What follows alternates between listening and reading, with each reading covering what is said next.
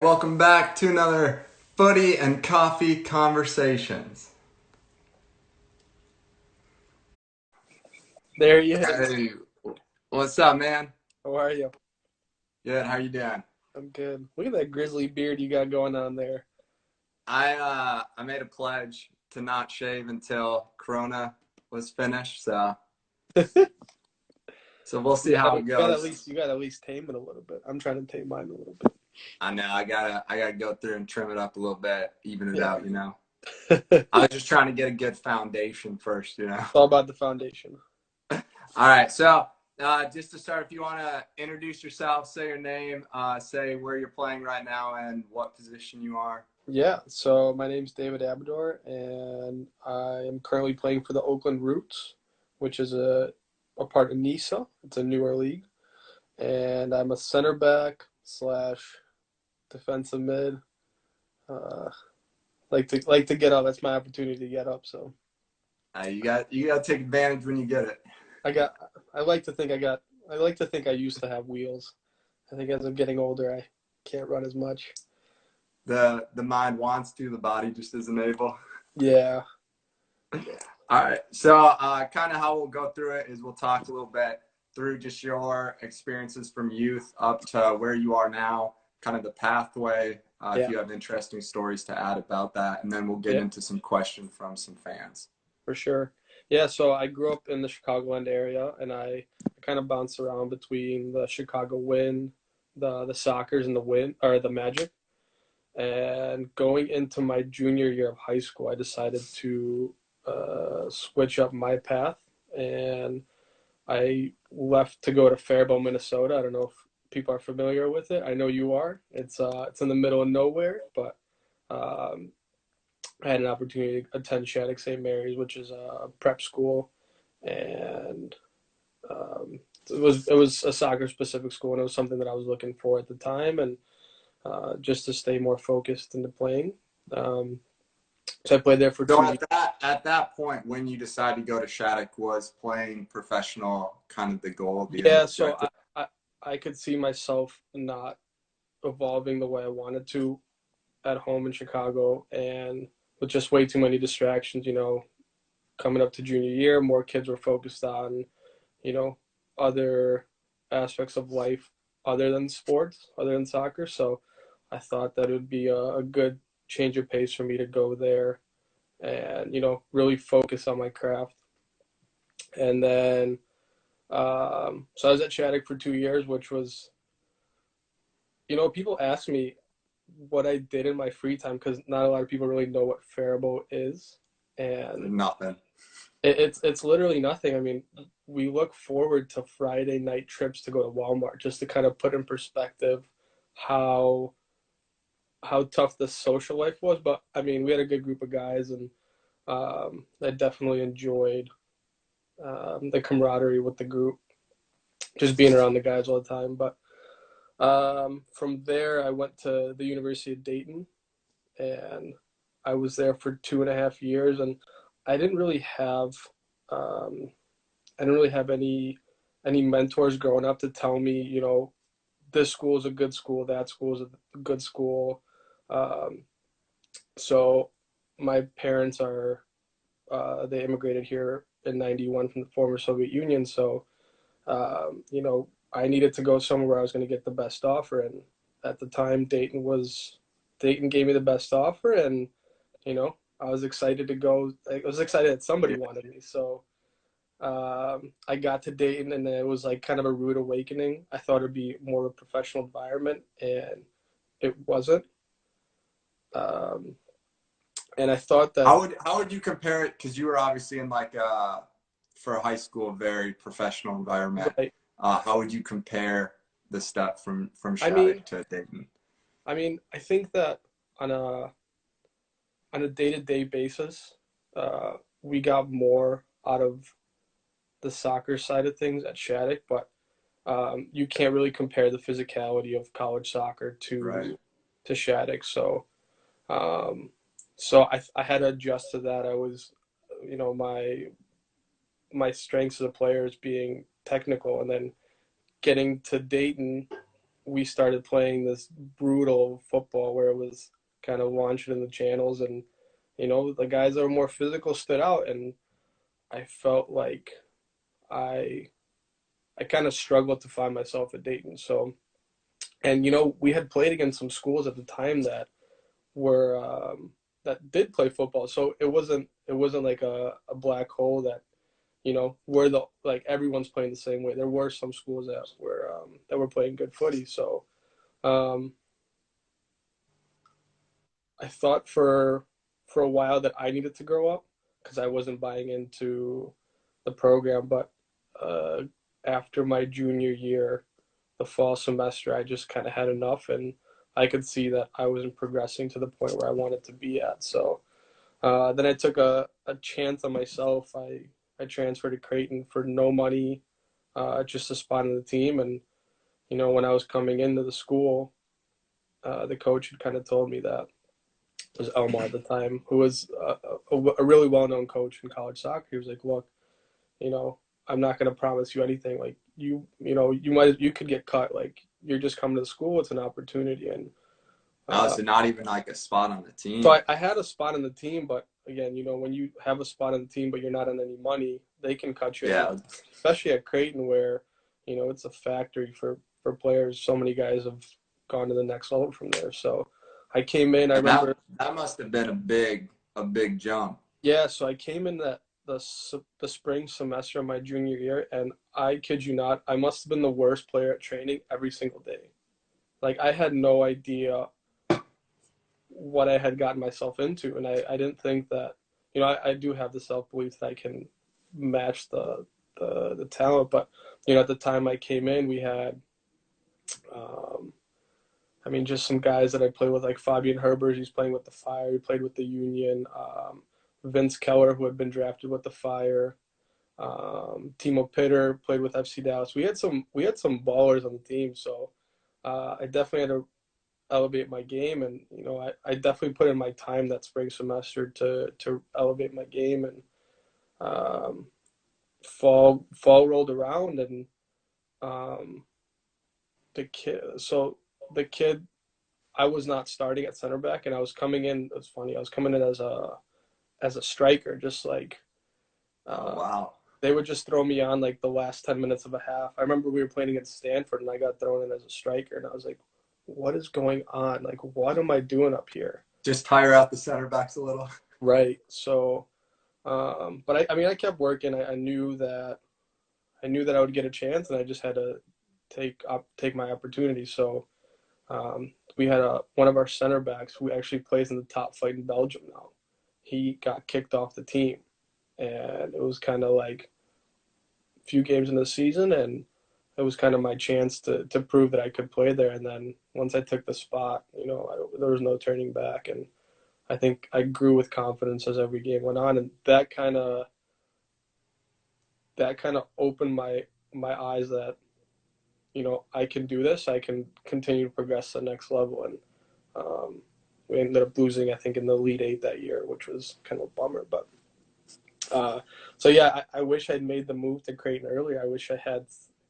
I've just started this. I don't want to say like a consulting company, but I kind of want to give younger kids an opportunity to feel open to ask me questions, because if I could have gone back, I would have transferred after my first semester from Dayton. Like I would have taken that chance right away, you know. Um, so yeah, and then from there, um, oh man, I had a crazy story. So um,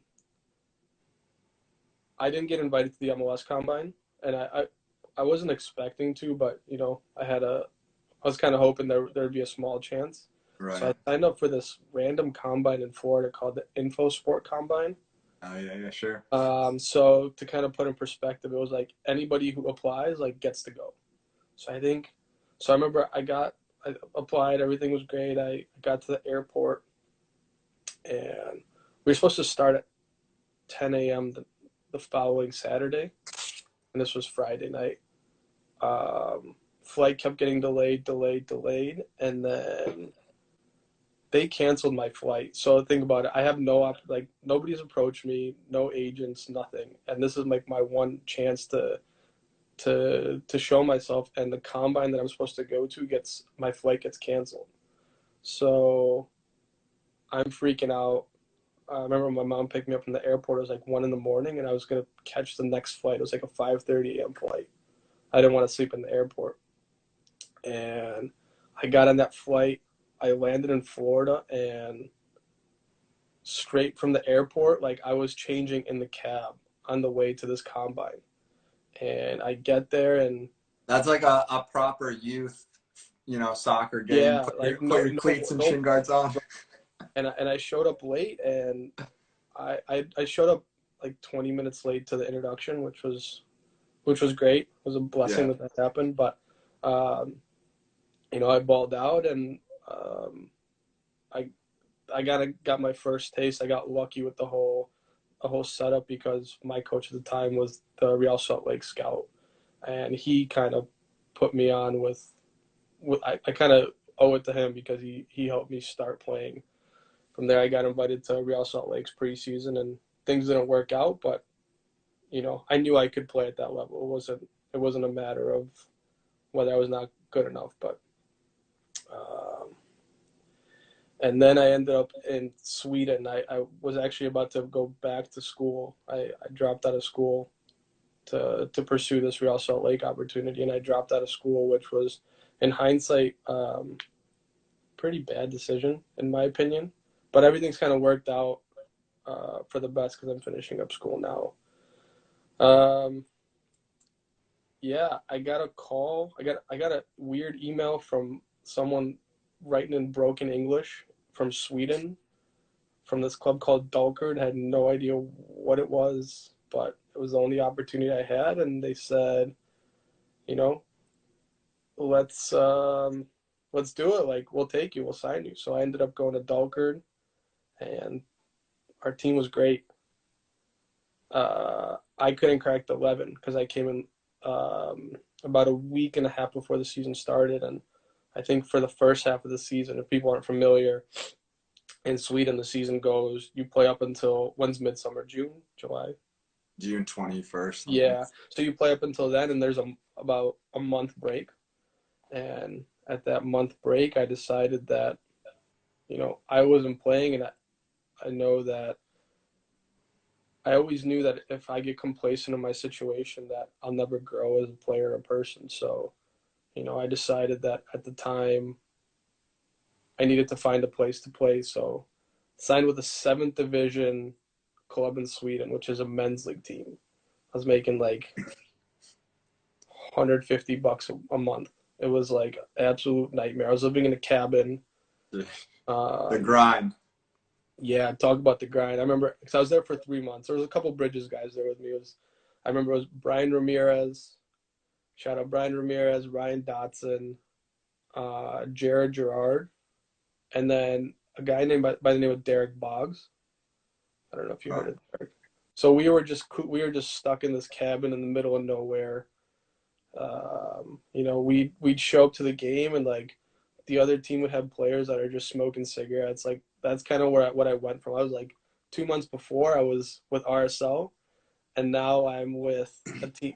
I'm playing in games where I walk up and there's a guy just smoking a heater on the outside of the field, which is, that was Stockery.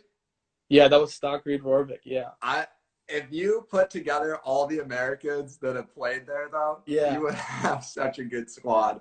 yeah. I mean that yeah, for sure. That team Because you could had like easily get promoted 5 leagues. Brian Ramirez, Yonda, Yeah. Shala played there for a while. Oh man, what a guy! Shout out to Shala.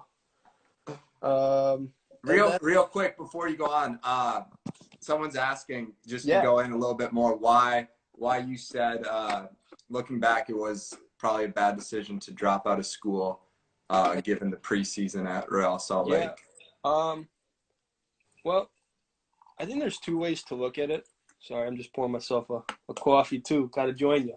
You got to have some coffee.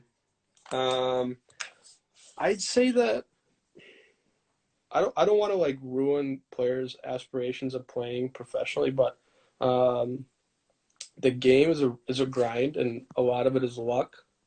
And I took my chance where I dropped out of school, but at the end of the day, your career is on the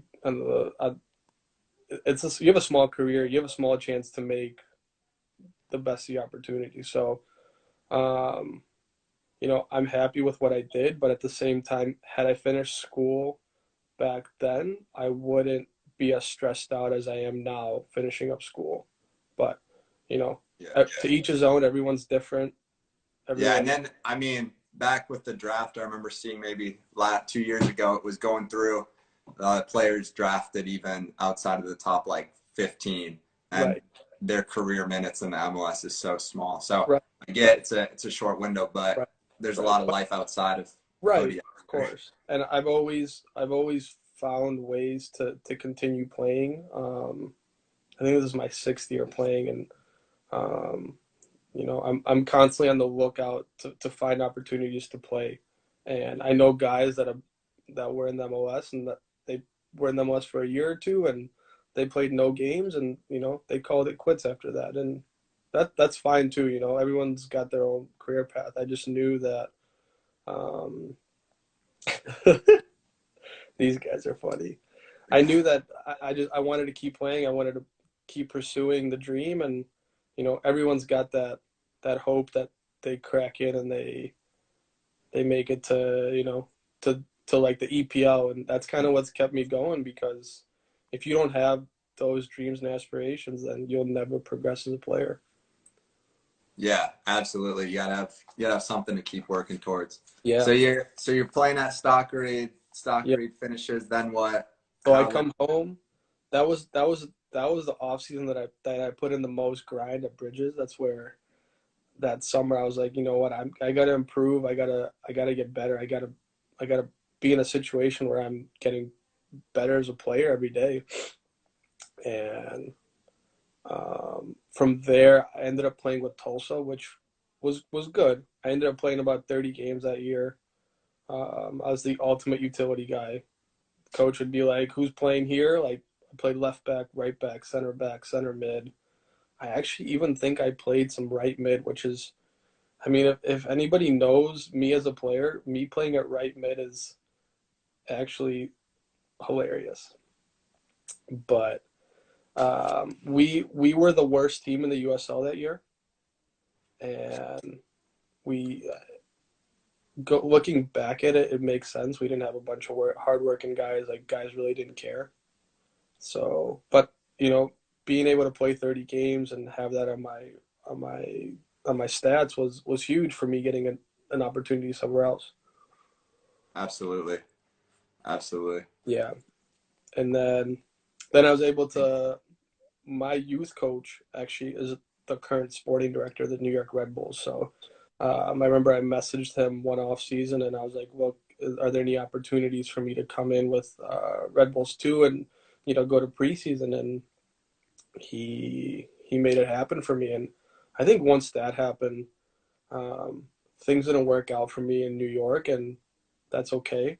But the the opportunities that I got after that were, you know, it kind of put me on the map and helped me progress my career. And clubs would take me more seriously coming from the Red Bulls versus coming from Tulsa, coming from Sweden, not playing. Absolutely. Yeah. Yeah. The name recognition alone does something to it. Definitely, definitely. Let's see. From there, I don't know if he's in this chat as well, but Kaz and I spent a little bit of time in Sweden. We were bouncing around Airbnbs looking for trials. We decided that we're gonna do this we're gonna do this European adventure, and we're gonna try and grind it out. Like, I think Jay Demerit's a good inspiration for us. He was at the time that he left everything at home, and he said, "Screw it, I'm gonna go and try and make it." So um, I had a couple offers, but they weren't what I wanted. And Kaz was kind of in the same boat. We both didn't feel comfortable with the spots with the opportunity that we had, and um, he got the first opportunity, and he ended up going to Australia. And I was kind of stuck in Sweden by myself at that point, and had an opportunity pop up with FC Haka in Finland, which is a historic club. And time was winding down, and I said, I'm doing it, whatever. Like I never thought I'd end up in Finland, and That's how all of us can that's attest how to the that. Americans end up in Finland are. And I sit here today and I tell you that Finland is one of the best places that I have ever lived in. And Absolutely. Valkeakoski is like Faribault, which is there's nothing to do, Some but woods. yeah, for real. Woods, got snow all the time, but I loved my experience in Finland. I really wanted to stay, but things didn't work out. Yeah. So then you go from Finland and then head over to Israel. Yeah, so I had an opportunity pop up. I had an agent reach out to me, and I had. I'll answer the guy down below. Yeah, so Finland. There's nothing wrong with Finland. It just doesn't. Before you go there, it doesn't really strike you as a place that you want to visit. But um, it's cold. The people are kind of cold, but once people warm up to you, the country kind of warms up to you. So me, Once you have a sauna night with the boys. yeah, sauna night got me. Sauna night was something else. Oh Uh, gosh. let's see. So yeah, so I had an agent reach out to me. So I played in the Maccabi games in 2013. Um, so for people that don't know what that is, that's kind of the Jewish Olympics, and won the gold medal that year. So pretty cool. And the agent was like, "Look, are you open to opportunities to come into Israel? You can get an Israeli citizenship, and you won't count as a foreigner, and be easier for you to come here." And at that point, I was trying to come back to the USL if things hadn't worked out in Finland, but this opportunity popped up, and I also have family in Israel, so that made the decision to go there easier. And I got to this wonderful club, another club kind of like Haka with um, a lot of success in the, I believe it was the 70s, 80s, and even the early 90s. Ran into some financial hardships, and they were trying to kind of get themselves out of the hole. And that was a cool experience. Just like moving to Israel is, I do call that my second home now. It was just the experience was unreal. Summer rolled around. Our coach left. We had a good second half of the season. Our coach left, and brought in a new coach. He gave me a new contract, and um, Israelis are interesting people in the sense of they're very impulsive, and they'll go on a whim and make a big decision. So I came in. Um, I wouldn't say I was in the best shape of my career, and I also had a pretty bad injury in preseason. And they decided after 3 weeks, like, we don't want you anymore. So which was a blow. I've never had someone come to me after 3 weeks after they just handed me this new deal Yeah, to yeah, you say, don't you you don't see know, that so much. right. I just signed an 11-month deal, and 3 weeks into 11-month deal, they don't want to have me there anymore. And So it's more like a middle school relationship at that point. right, right. So I was like, look, I don't want to be here if you don't want me here. Obviously, I need to be compensated for you trying to get rid of me. But at the end of the day, I know that I need to leave because I need to play games. And we were able to agree to both terms. And I signed with, so the first club I was with, it was a Jewish run club. I moved to an Arab run club, so that's a whole different story. The way they run their ship is so different than a Jewish run club. So I got there and I was in for a rude awakening. That was super disorganized. Um, through 11 games, we had four coaches. Wow. Yeah, so we were sitting in last place, and there's some fishy stuff going on in the club. I could feel it, and the fourth coach that came in, he was just like, "Look, you I still think the reason why he let me go is because he didn't speak any English, and I ended up parting ways there. And then I sat in Israel from, I want to say, end of October until end of January. I sat there with no team. I couldn't sign with another team.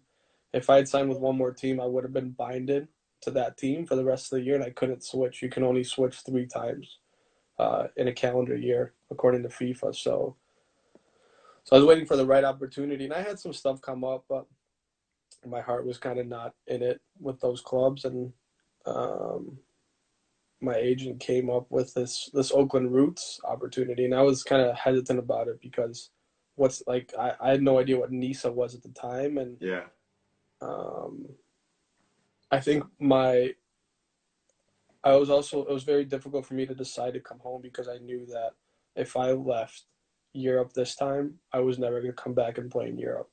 And I was holding on to that for so long because the dream is to always play in Europe. My dream was to always play in Europe and to come back. The way I see it as a player, you can always come back to the U.S. It's our home. It's someone will take you. Like you'll find something. So, but I was in a pretty bad place, and I thought that look, this is the opportunity. It seems like there's a lot going behind the club, and I'll take it. I'll see where it's going to go. And yeah, man, I'm super happy I made the decision.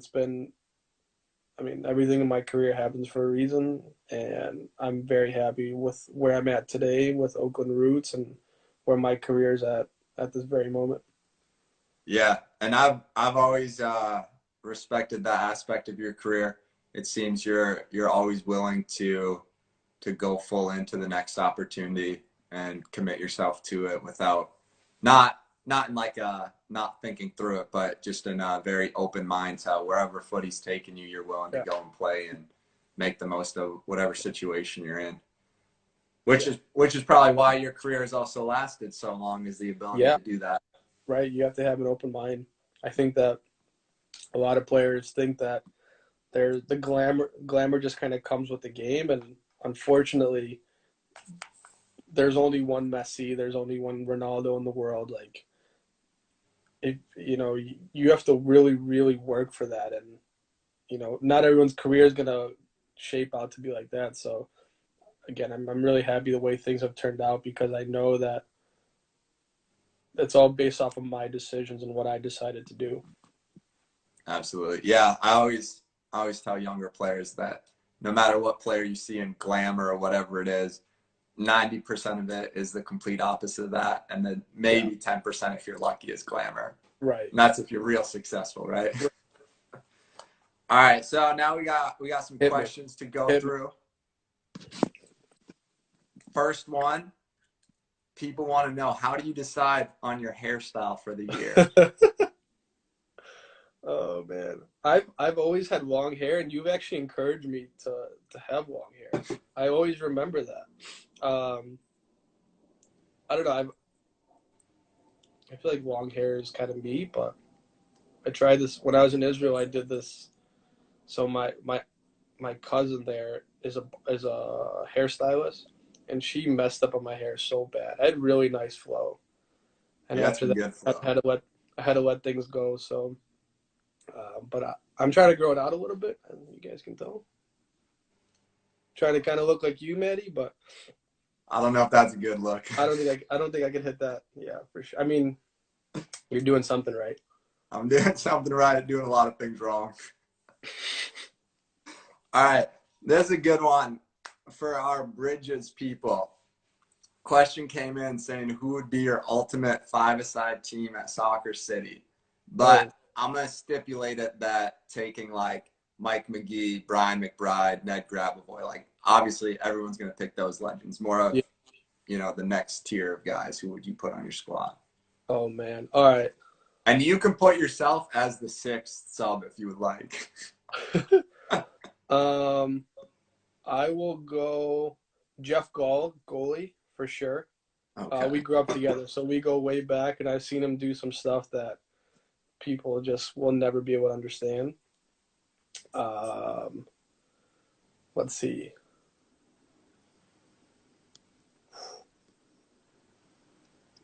I would put Yanda in the back. I think Yanda he was never pretty, but he got the job done. Efficient, efficient. He was always there. He knew what he was doing, and I'll take that. Let's see. Other defenders. I'm trying to think. We said we're not using like big time pros, right? What were you thinking, like Brian Gall or something? No, I was gonna say Schuler. I think Oh, Chris I'll Schuler. let Schuler go. I'll let Schuler in Yeah, there. he would pop it. Chris was. I actually was in preseason with him in Real Salt Lake, so he kind of took me under his wing. But I loved watching him play at Bridges because first of all, he would always show up because he'd been so out of shape, and then he would still run the show, and I was always impressed.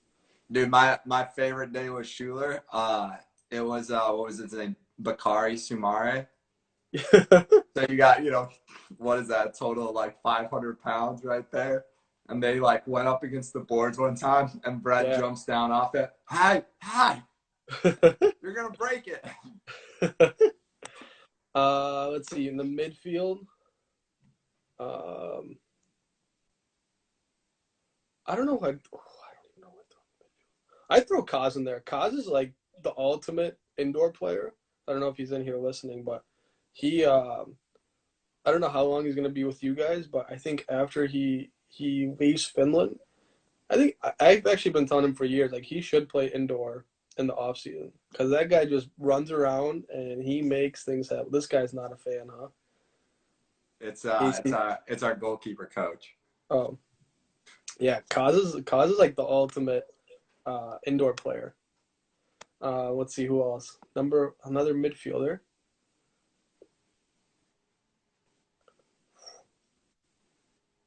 I'll pass on the midfield, but I'll throw Anis up top. Anis That's was a good one. Anis or Ramon, because both guys are just a pain in the ass to mark. Anis was more agile. He's able to score goals. I don't even know who I threw. I don't even know who I threw in there in the midfield. I haven't been in so long. Man, it's been a while. I like that. I would maybe put Honest in the midfield. Yeah, but yeah, I guess. Okay, and then put like Woj up top too. Oh, but the thing is, what kind of Honest are we talking about? Are we talking about Honest post career, or Honest like during? I'm talking Honest like right before he went to Sweden. Yeah, that's when he was flying. Yeah, when he was just ripping upper 90 every other shot. Yeah, there's some other good play. I feel like Lenny's good. Lenny's good in indoor.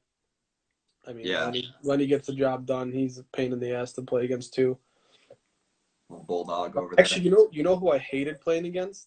That was always good, but I always found it difficult to. I thought that Brian Ramirez's brother, was it, Chris? Chris. Yeah, Chris was always very good. He was strong and he was very technical and athletic. He was a difficult player to play against. I'll definitely throw him in the honorable mention just because he was younger, and I don't like giving the younger guys too much respect, but he was a good player. That's fair. That's fair. Yeah, no, now talking through, I think of so many guys that just some squad players up on that team. Yeah, things have changed. It's a lot different. All right, so now a little bit more serious. Probably, what would you say is looking back over mainly, let's just say your professional career, what's the biggest life lesson maybe outside of footy that you've learned because of it? I think being open-minded. I think being open-minded has gotten me to the point where I'm at today. I've had to make some difficult decisions about my life, starting from leaving home to go to Shattuck. I think that kind of was the stepping stone to being able to make these big decisions. But yeah, I think if you don't have an open mind, whether you're playing sports, you're working life, you need to have an open mind. You're entitled to your own opinion. Everyone is, but I think that you should be able to hear people out and understand where other people are coming from as well. Absolutely. All right. So I assume for you, would this statement be true that if you stopped growing and developing as a player, you would probably quit? No reason to keep playing. No, I disagree. I think that as long as I can, I think I've hit a, I think I'm over the point where as long as I can keep playing and stay healthy and not have too bad injuries, I kind of want to keep doing it.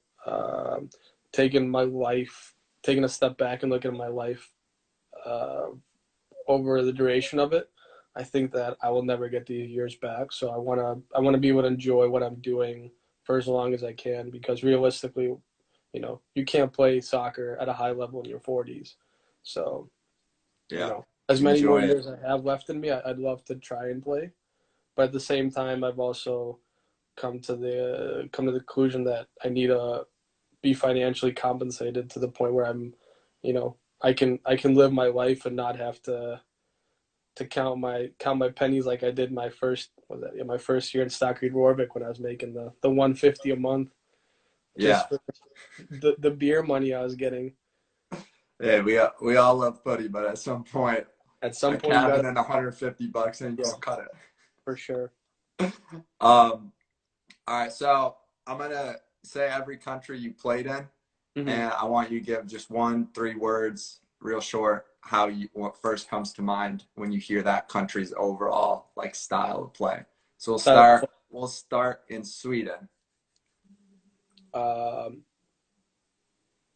Aerial, Okay. All right, then just we'll move just east to Finland. soccer or like just Yeah, every soccer wise. um,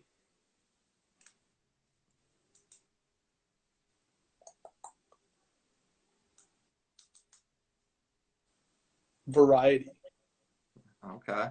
Israel, technical, U.S. growing.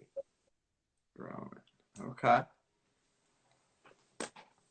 Yeah, so you saw kind of the USL with Tulsa. That was the first year Tulsa was in the USL, right?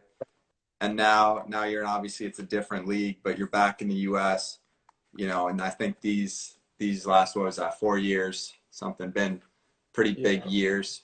yeah. What do you think's the biggest change in US footy from then until now? I think aside from the soccer, I just think people are kind of more on board with soccer in the U.S. now. Um, you could just see for example, even for the MLS, the expansion fees. Um, Soccer's growing, and it's a sport that parents are more inclined to enroll their kids in versus your football, your baseball. It's a up and going sport. So I think looking at from that point of view, but then as looking from the soccer point of view, that the competition is growing every single day. I mean, I I had played maybe like 50 games in the USL, and it was very difficult for me to even be able to have a conversation with a GM to bring me in. So the competition is growing, and I know that players from Europe are trying to. They don't care about the MLS. They want to. They'll come to play in the USL. They'll come play in NISA. So the competition is growing every day. But we'll see what happens after this whole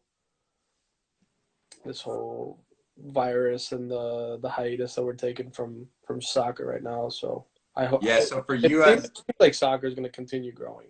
Yeah, yeah, and I think the World Cup coming up in a few years, being hosted in the U.S. is really going to have another Yeah, push on the soccer scene. definitely, definitely. Um, all right, so talking, you brought up this, quarantine, not training with team, that sort of thing. How Yeah, personally, what have you found challenging about it? How have you stayed in shape, mentally prepared when there's not, a definite, this is when the season starts. It's kind of yeah, up in the air. yeah. Well, uh, they kind of hold us. So Oakland holds us to accountable. We got heart rate monitors, so they're able to check in and see, if we're actually doing work or not. So we have to every morning register our fit for 90 and register the heart rate monitor. But I think I just have the internal drive right now because for me to come back to the U.S. to play was so difficult, and I know that if I take this time off and I don't take it seriously, once this year's over, I'm on a 1 year deal right now. So once this year's over, if I don't play well when we do come back, if we do come back, who's going to give me another chance? Who's going to want to let me play? So I feel like I'm taking this time seriously. I'm doing as much as I can. There's obviously only so much we can do, but Right. um, I just think staying hungry and just that desire to get back is, what's fueling the fire for me right now. How's it been with the with your team, with your teammates? You go into preseason, you bond, and then it's like, all right, see ya. Well, yeah, well, I actually also came in pretty late. A lot of the guys had been there since middle of January, so I was up behind, but I was able to, to get to know a lot of the guys, and it was great. And we had played 2 games, and the city is really behind the club, which was really cool to see. But we have a good group chat going. We got some good banter going. We have calls. I think we have 3 calls a week. So we do find ways to stay interconnected, which I think is important. And I feel like I've always been a guy that I wish I could do better, but I'm always constantly just trying to reach out to guys. Just a phone call just to see how you're doing. I think that always boosts morale. Absolutely. We have younger players that are interested in playing either in college or professionally, and so I want to touch on 2 different aspects with that. The first is just like your biggest word of advice to those type of players, and then I want you to talk a little bit about what your newest project is. Yeah. So um, I would just say, if things don't go well, don't be discouraged. At the end of the day, there's always going to be 2 roads to a certain opportunity, and that road can lead to more opportunities, or it could be a dead end. So, you could always come back and, try other roads. So I wouldn't be discouraged, if you have a bad game, if you have a bad training session, even if you have a bad season, it happens to the best players in the world. So, but I think that if you can stay mentally engaged, there's no reason that you can't play, collegiately at the very least. So. All right, and then yeah, talk about kind of what you're doing now with your new Yeah. So, uh, venture. I touched base on it a little earlier, but I'm finishing up school right now. I'm doing my capstone, so I haven't had as much time as I want to work on this project. But Next Generation Soccer is kind of aimed at creating a platform for younger players and current professionals as well. But guys that need advice. I feel like having an unbiased opinion and giving it to somebody where I've been in their shoes is something that every player can use. So whether it's for a youth player to switch club teams to what colleges are good to professionally, I feel like I have enough experience in the world traveling around. I've met people from all over the world, so I'd love to give back because I never had anything like that. When we were going to Bridges, before we went to college, the players that were going were your Mike McGee's, your Brian McBride's, and they're way above us. Like we can't really talk to them, in that kind of way. So Yeah. they don't have the advice that they can't give us advice that we're seeking. So I feel like I've seen the good side of soccer and the bad side of soccer. I've experienced good levels and bad levels, so I have a um, wide understanding of how to help kids out. Yeah, they probably never experienced the show up and there's 3 kids because the rest all went to a concert. For sure. Yeah. No, for sure. So yeah, Did you no, did you guys ever have when you played in Stockton? Did you guys ever have to put the cars up because the lights would go out on a late training session? I never heard about No. that. Yeah, we had to do that a couple of times. I remember we had a couple of late night practices and lights went out, so we had the guys who had cars had to park their cars up on the field a little bit and shine the light on the field. It was wow, man. Hey, that's some Remember the Titans Yeah. training that day. Um, All right, so I'll link that so that people, younger players, can find that as a resource. If someone wants to reach out, have any questions for you, Yeah. where should they go? Instagram. Yeah, Instagram's good. I'll put, Slide on in. and you also write. I don't know what it's not. It's kind of haphazard when it gets posted, Yeah. but Yeah, I was doing a little blog just about my experiences, and that was more to keep my family informed of how I'm doing and what I'm doing. I would like to do that more often, but yeah, sometimes I get caught up. Life gets the best of us, right? I hear you. Are you guys training still, or what's the deal? And No, it's no, not allowed to be around the players. So we do like send them when days we have training, we send them an individual workout to do, and we try to keep it like competitive. Everything's based on points for how they do in different trainings. So have some like prizes, get some guys motivated to compete against each other, that type of Mhm. thing. But they're Okay, saying right now, May 13th is when kind of the bans get lifted in Finland. okay, And the FA is saying 2 weeks after that okay. is when we can start training again, but I'm I not thought sure. some of my friends from Hako were saying that June 1st is what they're aiming for to Yeah, start. that's the hope is to have games June 1st. Right. So we'll see. I don't know that. I guess it depends on how it goes, but that seems a little soon, probably realistically. Yeah, but the Finns will just go to the sauna, sweat everything out. Whether it's a virus or whether it's a couple beers, you know. Hey, they will not stop for the sauna for anything. No, We actually today would be perfect day for sauna. It's been like blizzard snow today. really. Oh my goodness, terrible. What's a good thing that you guys aren't playing? I cracked on some Christmas music. Yeah, no, actually, as a coach, I'm like, I'm not so mad that we don't have training today. Yeah, you having to stand outside would be miserable. That's the worst part of coaching is when it's bad weather and you stand there. 10 times worse than being a player playing in it. Yeah, I mean, yeah, exactly. I mean, I guess can you? God is a funny guy. Yeah, you're right for sure. Just standing around is difficult in Not ideal. that blizzard. Kazi over there. Yeah. Shout out to Kaz, the legend. Is he as big of a talker on town as he says he is? That he talks himself around town.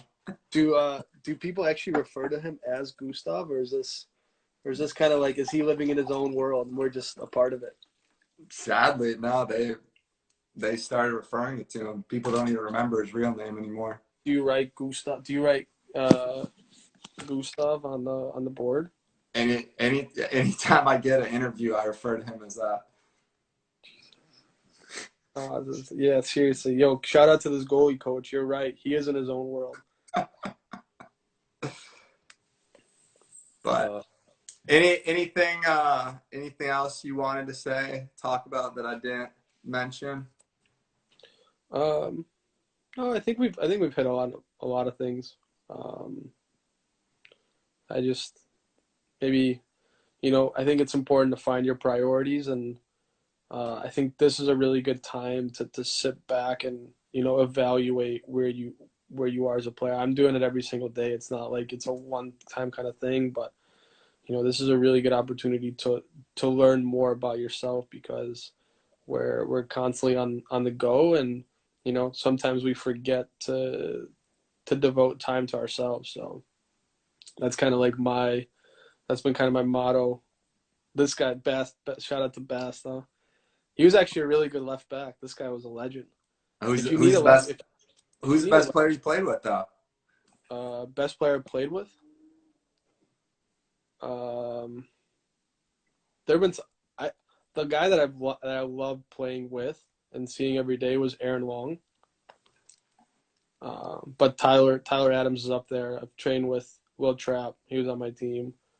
Um, yeah, those are some ballers. Hence Who's why the they're biggest? Who's the biggest Chicago legend for you in footy world? Biggest Chicago legend. Brian McBride. Yeah. He's just an overall stand-up guy and Reed's great. It's Oh, hard. that's a guy. You know what? I'm taking Chris Schuler out and I'm throwing Reed in the back. Oh, Reed strain. I am responsible for converting Reed into a center back.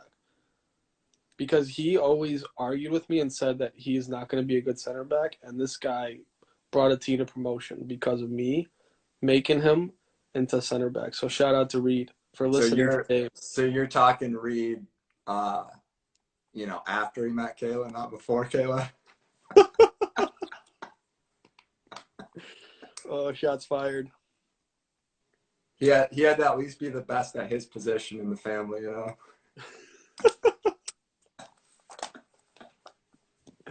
Yo, don't kill him like that. Oh gosh. All right, man. Well, thank you. Thank you for being on. Thank you for sharing all of your experience. Yeah, it was good. It was good to see you. It was good to get some laughs. Yeah, man. Take All care. right. Take Stay care. safe. See ya.